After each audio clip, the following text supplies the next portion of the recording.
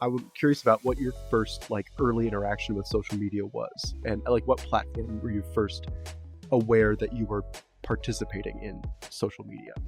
Yeah, so I think, at least in my time, I probably discovered MySpace first, I would say. And as a fringe millennial, adopting that platform was a great way into growing into a teenager. It was custom, it was flashy, edgy, cool, it had music, it had just a lot of fun, exciting things that eventually, modernized what social media would come. But what was yours? Hogwarts Extreme RPG.com is actually just called Hex, extreme.com. Oh, okay. It was basically just an online forum, so it was early internet kind of stuff, chat rooms, stuff like that. Very, like, I would say that's pretty innovative, but it's also extremely nerdy, and I'm both like happy that's my my internet origin story, and also very ashamed. So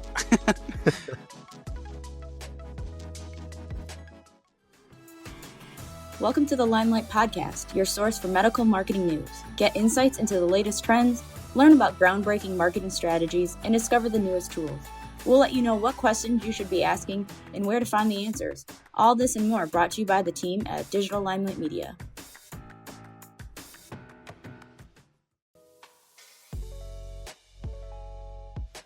We're excited today to welcome one of our marketing specialists, Kayleen, a social media expert here at DLM, to the podcast. Hey, Kayleen, welcome back. So first question we'll ask you, why is it important to have a social media presence, and why should a practice not only rely on word of mouth? So social media is the way of the future. There's over 4.6 billion users on social media. So it is important to meet your audience where they're at, and that is on social media. There are a lot of different platforms to pick from so that you can pick the one that is more targeted to your audience. And honestly, social media is it's still word of mouth. It's just the new word of mouth. Yeah. So Kayleen, where would you start with a social media strategy to capture all of this new word of mouth and to be connected to it as a medical practice? So the first part where you really want to start when it comes to strategy is one, making sure you're on the right platform for what you're trying to get your audience to be. Two, understanding that there's a few things you have to do to tap into the algorithms within social media. That's posting several times a week. That may also be posting to your stories or posting reels or IGTV.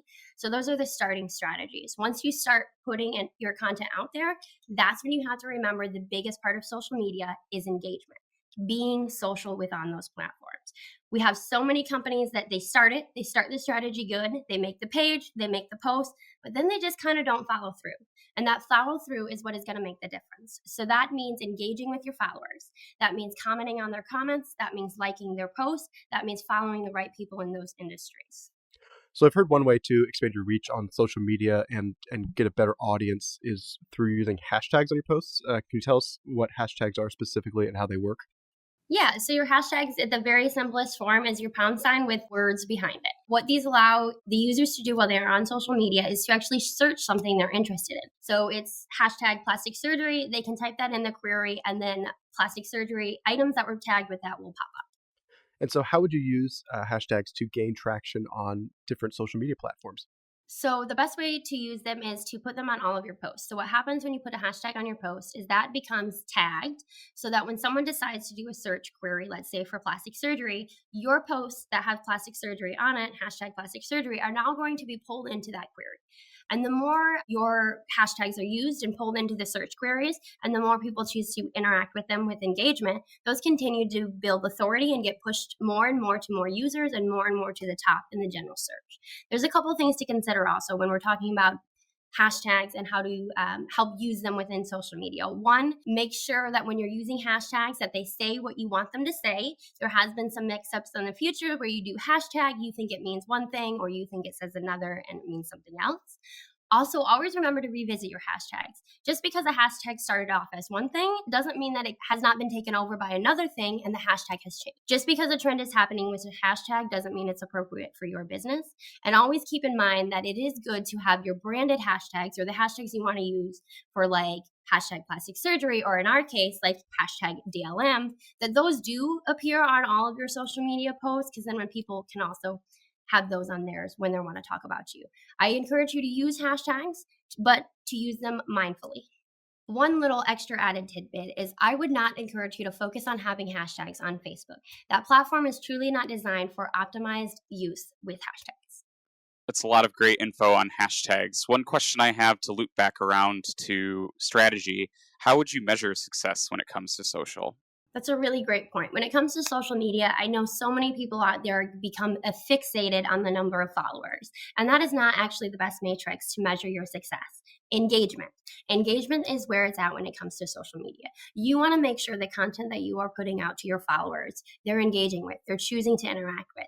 I know if you have 1 million followers, but only 400 are engaging, that's not good. If you have 100 followers, though, and 50 of them are engaging, those are phenomenal numbers and a great measure of success on those pages. Yeah, I can definitely see the difference between those two engagement rates. So what are some other engagement metrics that we can measure? Yeah, so you can look at your likes, the number of comments you get, your shares, your saves, and your total reach. These are all great metrics to consider when you're trying to determine if your posts are successful. And this can even help you determine the type of post that you should post in the future.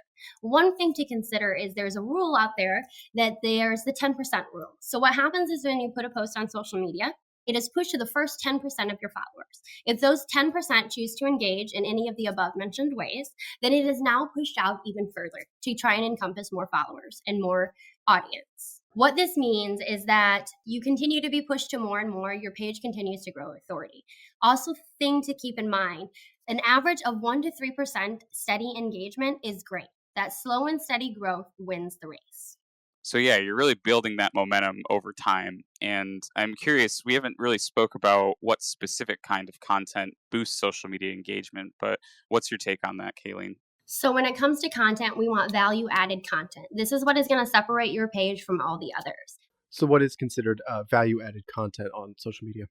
So value-added content can kind of be across a little bit of a range. So whether you're posting educational pieces like FAQs, you're posting before and afters, which allow people to understand what procedures can do and what they can't do. Perhaps you're just doing your blog posts, getting engagement to your blog posts so they can, again, learn more and become more educated. Those are some great ways that you can add value-added content. You want your reader to go to your page and you want them to gain something from it, not just oh, that was interesting. And you want to make sure you kind of keep it on brand.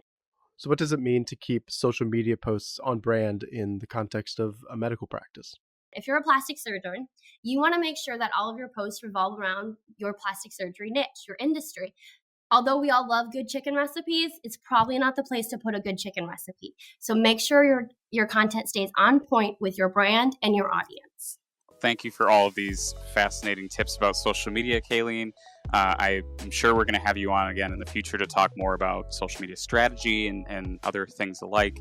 So if someone wants to work with you or work with a member of our social media strategy team, what would be their next steps? If you are interested in creating a social media strategy to improve your presence, contact us at info@dlmconversion.com. Put social media in your subject line so we know who to connect you with. Again, that's info@dlmconversion.com. We'll be back with our paid ads specialist, Mike Ryan, after a short break. If you're looking for a better way to capture leads and make a personal connection with potential patients, Digital Limelight Media has a revolutionary tool for you. Our marketing experts have developed Iris Text AI, an online tool that connects your staff to website leads through text rather than emails, fostering a closer relationship with increased conversion rates. Learn more about Iris Text AI by emailing us at info@dlmconversion.com. That's info@dlmconversion.com.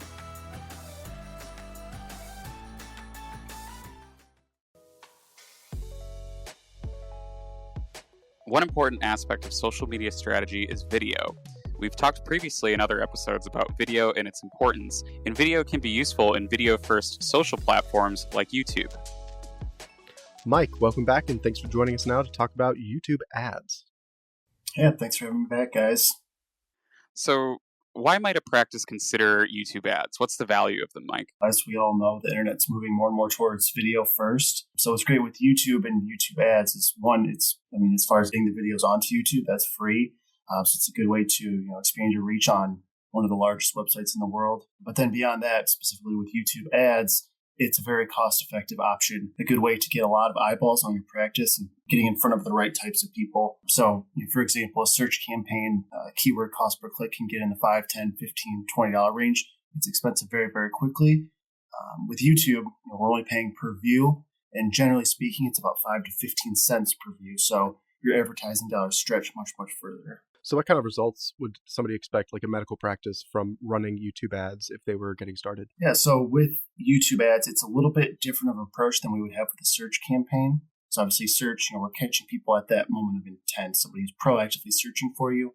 Whereas with YouTube, it's going to be more brand awareness and trying to get in front of the right people. I use the analogy kind of like a billboard, but as opposed to a billboard where we're putting it up on the side of the road and hoping that somebody happens to fit into our target demographic and happens to see and happens to remember your phone number, we're getting in front of people with YouTube ads where we can say, all right, we want to target women within the age groups of 18 to 34 who have expressed interest in XYZ. So we can be much more granular in how we target. And again, if somebody doesn't view the video, a lot of times people will say, well, I always click that skip ad button. In cases like that, we're not paying anything. But if somebody does watch at least the first 10 seconds of your video, that's what registers as a view. And again, if somebody does watch that video, we're in front of the right types of people, and ideally someone who will hopefully reach out to the practice. So what should medical practices do if they want to start running video ads on YouTube to promote their practice? The first step is obviously creating videos. This is the hard part because it takes quite a bit of work to take the video, to edit the video, to get it onto YouTube. Those are the first steps. But that's something that at DLM we always recommend because, like I said, there's no cost attached to uploading videos to YouTube. So you can create your channel. DLM's here to assist you in creating your channel, to get the right banners up there, to have the right types of descriptions, to basically help you be found on YouTube. So first step, getting videos up there. Second step is creating videos geared towards being an ad. So, a lot of times we say quick FAQ videos or commonly asked questions that doctors are getting in consultations, and just creating a quick video about that. With a YouTube ad, we kind of want to keep it to around 30 to 45 seconds. Reason being is we want to grab people's attention right at the beginning. Obviously, we don't want them to click that skip button. We want them to watch the video. But then towards the end, we obviously want to give them some sort of call to action or direction if they want to take the next step. So obviously just a regular YouTube video won't necessarily have all of those elements. But when we're creating a YouTube ad specifically, we want to make sure that we're giving people a clear direction on what we want them to do next. So with audiences, search, engagement, YouTube sounds an awful lot like a social platform. Would you consider that so, Mike? Yeah, I'd say absolutely.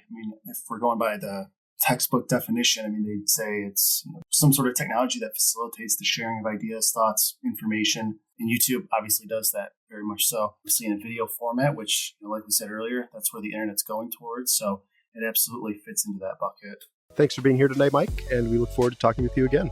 Thanks for having me, guys. Well, now I'm excited to welcome Ryan, one of the partners here at DLM and our SEO specialist, back to the podcast. Hey, Jeff. Thanks for having me again. I'm very excited to be back. So SEO here, Ryan, is a key service we offer at DLM. I just want to get your initial thoughts on how you describe its importance to people, or even just what it is to clients who may not know what SEO means, what it means for their website, and how it can benefit their practice. So can you just give us a basic overview of what SEO is and how it works, how we serve clients using SEO? So SEO, it stands for search engine optimization, and SEO is really, it's all about ranking in the organic search results. So like if you were to go to do a search for a particular keyword, you're going to see ads up at the top. You're going to see the local map results in the middle, and then all the free stuff in the below that is going to be the organic search results. And so with SEO, there's definitely a lot that goes into it. There's going to be three primary different types. There's going to be the on-page SEO, which are going to be the on-page factors, off-page SEO, and then the local SEO, which is the maps. And all three of these are very important in terms of getting higher rankings through the search engines. And so, for instance, on-page SEO really focuses on the content, the headings, the titles, the images, the click-through rates, the amount of time that these visitors stay on the website. All of that really goes into helping improve the overall probability of you ranking higher in those search engines. Then, next is really going to be the off-page side of things, which is going to really talk about backlinks. It's going to be the coding of the website, the website speed. And then finally, you get to the local maps, which is going to be, filling out different profiles, making sure that all of the information that are in your map listings match everything that's on your website, as well as all the other semantic profiles that are on the web. Yeah, we'll have some more time later on for sure to dive into all the things you just mentioned. What I want to mention is when you talk about on-page SEO and off-page SEO, it's almost like the stuff that we can control versus stuff that we can't, although as a full-service marketing firm, we do have ways of influencing the off-page aspects. But really, the sweet spot that our clients benefit the most from is making sure the on-page SEO is solid, using the best practices for, in my wheelhouse, content creation, keyword optimization, making sure we have the right keywords in the right places, and other things like that I'm looking for on a daily basis. At the end of the day, all of that goes into the context of SEO. The keywords are going to be super important. Google, Yahoo, and Bing, they give us some really cool tools such as Google Search Console, to where you can actually see some of the keywords. You can work in additional keywords. And again, it's one of those things to where, we'll find really good topics and we'll create a blog about it, but it takes a little bit of time for that blog to start ranking for some of these other keywords. And that's kind of where you continue to modify it. You add some fresh content here and there, and eventually it'll start taking off and ranking higher.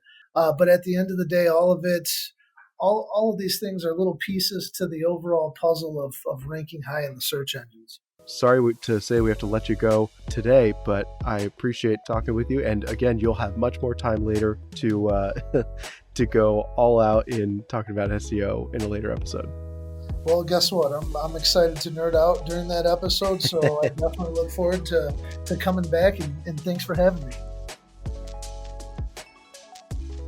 Today, we got several insights into different aspects of social media and how you can use various platforms to grow your practice and reach new potential patients.